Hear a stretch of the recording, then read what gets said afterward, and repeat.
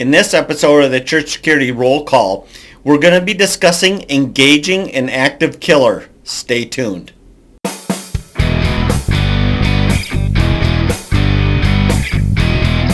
Hi, this is Chris with Sheepdog Church Security, and this is your Church Security Roll Call. Today we're going to be discussing the article, Face to Face with Evil. If you'd like to read that article, go to our website, sheepdogchurchsecurity.net, and look under the News tab. So let's begin in the Bible as we always do. This is Deuteronomy 28, verse 7. It reads like this: "The Lord shall cause thine enemies to rise up against thee, to be smitten before thy face. They shall come out against thee on one way, and flee before thee 7 ways." Great verse for us today, because what we're talking about is the active killer at your church.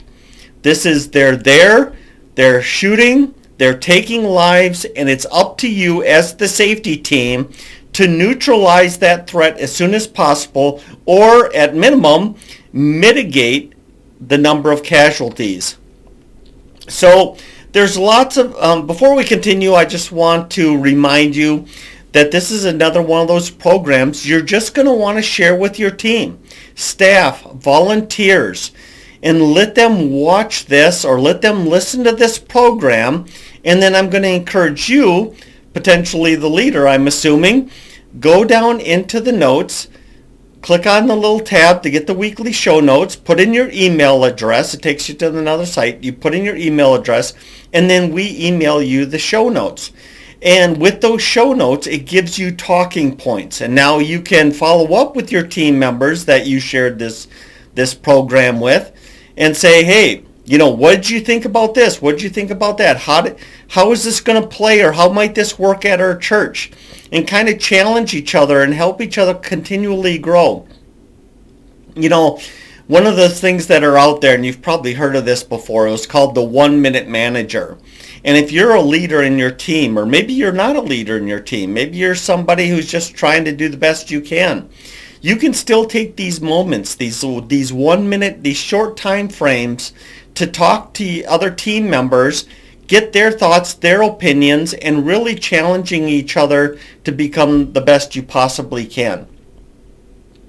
Now, I'm not going to read any of the news stories. I know that's kind of a different thing for me, but a lot of these news stories are really just, active shooter type scenarios. And we've been talking about them. We have a special series on this, and you can really go back. I think we're either up to 17 or 18 different active shooter scenarios at houses of worship.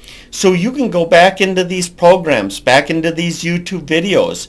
You can find that playlist, and you can go through each and every one of these. And we know they're out there. I recently tasked one of my researchers to go back to 2014 and look at mass shooting events at houses of worship. So she's still putting together all the data, but hopefully in a relatively, in a short time, hopefully. It takes a long time, basically, when you think about going back and looking for all the active shooter, mass shooter situations that happened at houses of worship. But we're putting this together. Now, we're only focusing on what's, considered a mass shooting, which means 4 casualties. So that's a combination of dead and or injured. And so we're putting this together, and, we're going to have some good numbers and some good things to talk about. There's a lot of these incidents, and it's more than the news media covers. So not to go off on a tangent, but I was recently contacted by a news media thing, and they wanted to talk about the vandalisms that resulted from the change in Roe versus Wade. And clearly the media had a completely different, how shall I say it? It was very bad journalism, because they wanted to talk about how vandalisms have increased at churches because of the Roe versus Wade. Well, the truth of the matter is this, is any data that's out there right now is completely anecdotal. The FBI has not released their statistics since 2019. So we're not even close. And anecdotally, I can tell you that just reporting on things, the number of crimes, vandalisms, arson, stuff like that against churches have increased over probably the last 2.5 years. And so if there is an increase from the Supreme Court decision, we won't really truly know that for probably 2 to 3 years. But once again, we can say anecdotally, I can tell you it seems like there's a whole lot more, but a whole lot more, it was actually started about 2 years ago. So anyway, my point ultimately is this.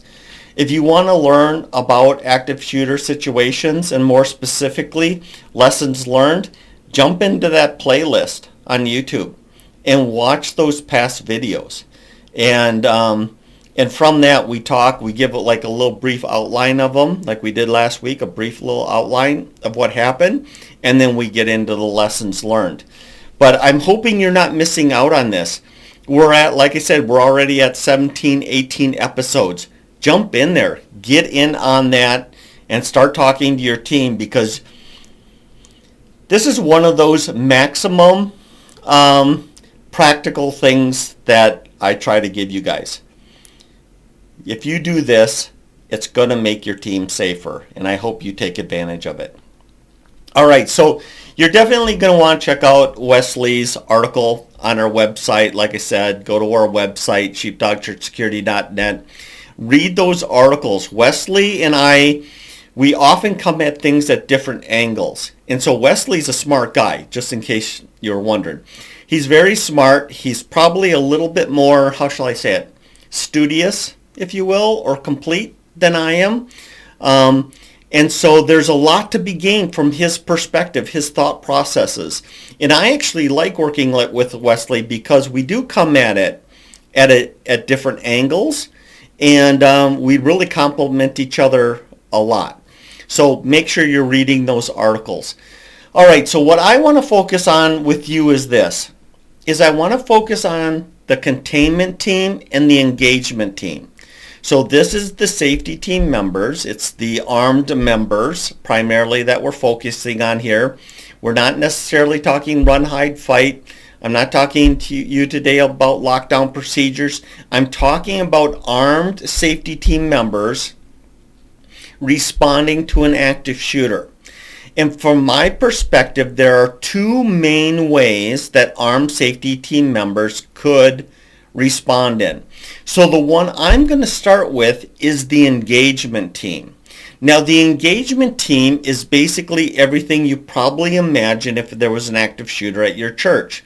It's going to be you and maybe a second person, a third person, or maybe more, depending on the size of your church, of people that are armed and trained to respond to an active killer. And so they're moving through the church smartly in order to neutralize the threat as soon as possible. Now, I can't necessarily teach you tactics here, but I want to give you a basic concept that's going to help you in these kind of responses and may even inform how you do practice drills with your team. And that is how the Ooda Loop, which you're familiar with, that's observe, orientate, make a decision, and take action. That's the Ooda Loop. And we're constantly going through that. I forget the gentleman who created it, and unfortunately it's not in the article, and therefore I don't remember offhand. But anyway, the point of the Ooda Loop is this, is anytime you're presented with a deadly force threat, or any threat really, what you do is the first thing is you observe that action. Then you orientate yourself to that action. Then you decide what you're going to do, and then you take action. This is true for the good guy just as well as the bad guy. Now we're focusing on the good guy and how the Ooda Loop informs the importance of cover and concealment. So let me give you an example to kind of give you an idea where I'm going with this. If you're moving towards where you believe the bad guy to be, and you walk out into the opening, or you walk out and enter into a hallway or go through a door, The bad guy is already in his own OODA loop because he's getting to killing. Is his OODA loop is very short in a sense. He observes the threat, which is basically anyone with a pulse, right, in the church. He observes what they're doing, so he observes them. He orientates himself to it. That means he's pointing the gun at you because he's already made the decision, and that's to kill anyone who's walking, and then taking action, pulling the trigger. So his OODA loop is that fast. Now you, on the other hand, you have a handicap. As you're moving through that church, you may not know who the bad guy is. You might not know where the bad guy, or who he is or where he's at. And so your ability to observe somebody with a gun in plain clothing, this could be an armed person that you didn't know, or it could be the bad guy. Sorry about that. Then you have to orientate yourself to them. You have to make a decision. Is this a good bad guy? Is this a good guy, a bad guy? And then action, am I going to shoot or am I not going to shoot? And so your OODA loop is maybe just a fraction of a second longer than the bad guy's OODA loop. So you have to buy yourself some time. And the way you buy yourself some time is good use of cover and concealment and 3 to 5 second rushes, to use a military term. So here's how this would play out. You hear gunfire. It's going off. Because you can actually hear the gunfire, you can move pretty rapidly towards that gunfire. But as you get really, really close to it, you need to slow down a teeny bit in order for you to take advantage of tactical angles and things to that effect. If you hear the gunfire, as an example, coming down from a hallway, and you get up to the hallway, then you want to use that in that case there. You're using that cover and concealment. You're slowing down a little bit. So now you can look down that hallway, observe the threat, orientate yourself to it, make a decision, is this a good guy or bad guy, and then you take your action, which is probably neutralizing them. But now imagine another scenario with this OODA loop thing is, what if the gunfire is not consistent? So all of a sudden you hear bang, bang, bang, bang, bang. You pull your weapon, you start moving forward, but as you're moving forward, it's like, how far can that bad guy move in the time that you've been moving? They can cover at least the same amount of ground that you did. So where are they now located? Did they go left? Did they go right? Did they go deeper? Did they come shallower? Are they closer? You know what I'm saying? We don't know where they're at. And when you don't know where they're at, you have to slow down and be very conscious of what kind of cover and concealment you're using. And as you're moving closer, where is that cover and concealment that you're moving to? Because once he comes popping out of a door, or once he's suddenly standing in front of you, you're going to take longer, a fraction of a second, if only that, a fraction of a second longer than they are to make a decision and taking action. And so if you have that cover and concealment available to you, because you are moving smartly through the building, that gives you that fraction of a second. So if he gets the first round off, this is what it really comes down to. If he gets the first round off, we want this to go into a pillar. We want it to go into a wall. We want it to go into a piece of furniture. Or maybe if you're in a prone or kneeling position, we want this to go over your head or to your left or to your right. We want that to occur. And then when you return fire, you're going to be able to neutralize them because you're in the proper position. You're in a good firing position, a covered, defensible position. So I want you to understand just how that works. I hope everything I said kind of makes sense to you. Your OODA loop is very likely going to be longer, even by a fraction of a second, longer than the bad guy because they have already made a decision to kill everybody on 2 legs. And so you have to use cover and concealment and 3 to 5 second rushes in order to buy you that extra fraction of a second. Now, for clarity, I just want to say this again. If you know where they're at, you can move rapidly, right? So, I mean, if they're on one end of the building or outside and you're in the building or you're across, way across the building, you can move it as quickly as possible. But once you get closer to the active shooter, you need to slow down, take advantage of cover and concealment, and move towards that person.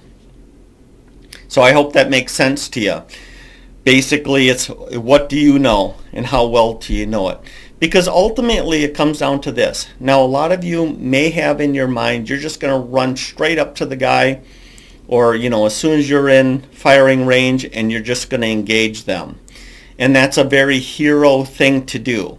I would just challenge you into this thought process. If he neutralizes you before you neutralize him, you've done no good. You haven't. And so he gets to continue going on his killing spree while you're laying there bleeding. And so just keep that in mind. Realize that your OODA loop is longer than his, and realize that it's cover and concealment that's going to buy you that fraction of a second that you need to neutralize them. The next thing I want to talk about is the containment team. Now, the containment team, I'm going to give you two ideas behind the containment team. The first idea is simply this. The idea of a good containment team member is that they're positioning themselves somewhere between where the active killer is and where innocent people are hiding. So probably the easy example of that is this, is maybe there's a hallway or there's a door that goes into the children's section.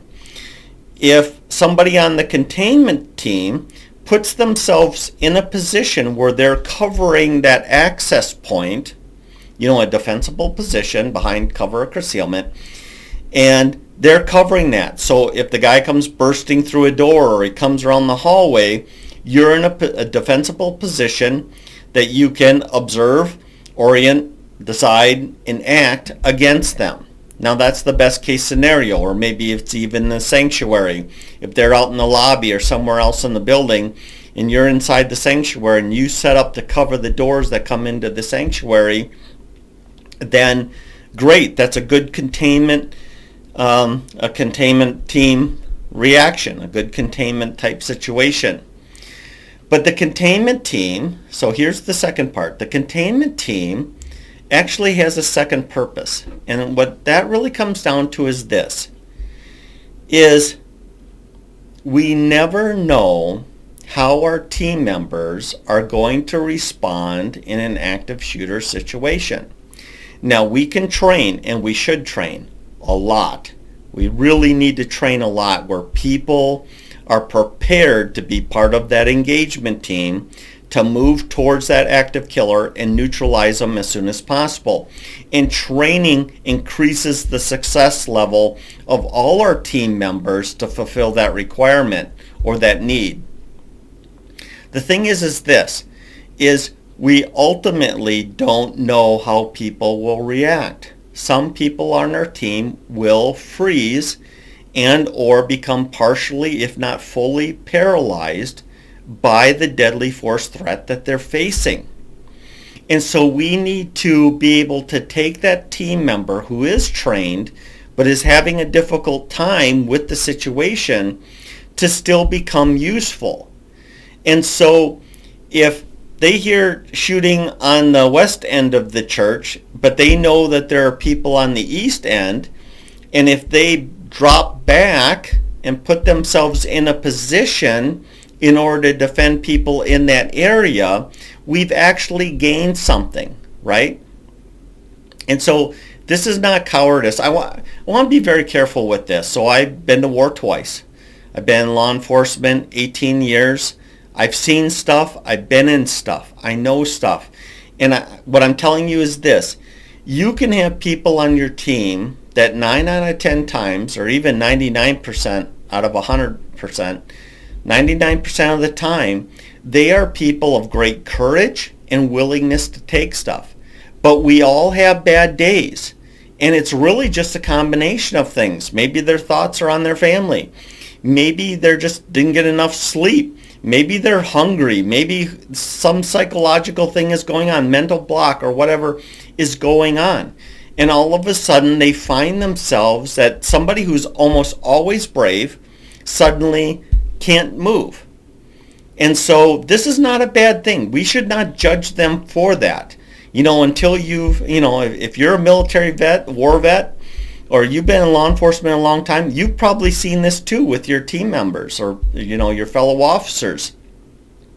A good guy can have a bad day, and we need to cut him a break. And we have to remember that also could be us. We could be the ones that are having a bad day. And so with the containment team idea, which is extremely good in its pure form, if we can have that guy at least fall back to a position in order to safeguard a group of innocents, then let's do that. And that's what the containment team is about. Number one, if you want to post somebody in the children's ministry and their primary responsibility is containment, awesome. That makes complete sense. But if you're not necessarily doing that, you have low numbers on your team or whatever, it's like, hey, you find yourself, between the bad guy and the children's ministry, it is okay to fall back to this position. The worst case scenario, of course, is somebody who can't even fall back. They're just where they are at that moment.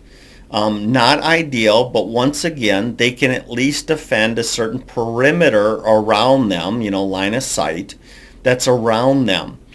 And if the bad guy comes through that area, hopefully that team member who's, partially paralyzed or afraid will take action to at least defend their own life and defend that area.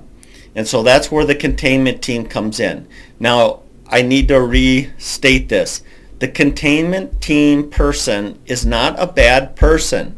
We can't make a judgment about they're not a hero, they're not Rambo, they're not Arnold Schwarzenegger, whatever. They're not that hero. We can't think of that in those terms. We have to realize that people are gifted differently. And if you've been running a safety team at your church for any amount of time, you know who your go-getters are, the ones that are most likely to follow you into the fray. And then you also know that there are people that are less likely to follow you into the fray. Well, get them a job. Give them a job. And that's where the containment team comes in. Give them a place they're supposed to report to. You might even have team members on your, that are on your team you're like, okay, your job, if you hear gunfire or firecrackers, whatever you want to say, both, your job is to fall back to the children's area. And that's okay. That's good because now they're defending the children's area. And it gives the engagement team one less thing to worry about, right? We know the kids are protected. We know that there's people inside the sanctuary that are, if that guy goes bursting through their doors, there's going to be a hail of gunfire in his direction. Don't be too close behind him when he does that. But you know what I'm saying. So use your team, engagement team, containment team, and cross-train.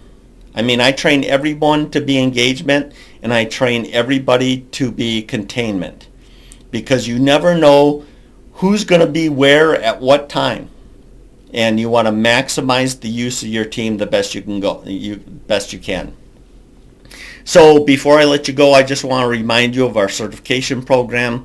We cover all of this. We're just adding right now, like dangerously close to adding our mass trauma course. That means our certification course has 8 different sub-courses in it.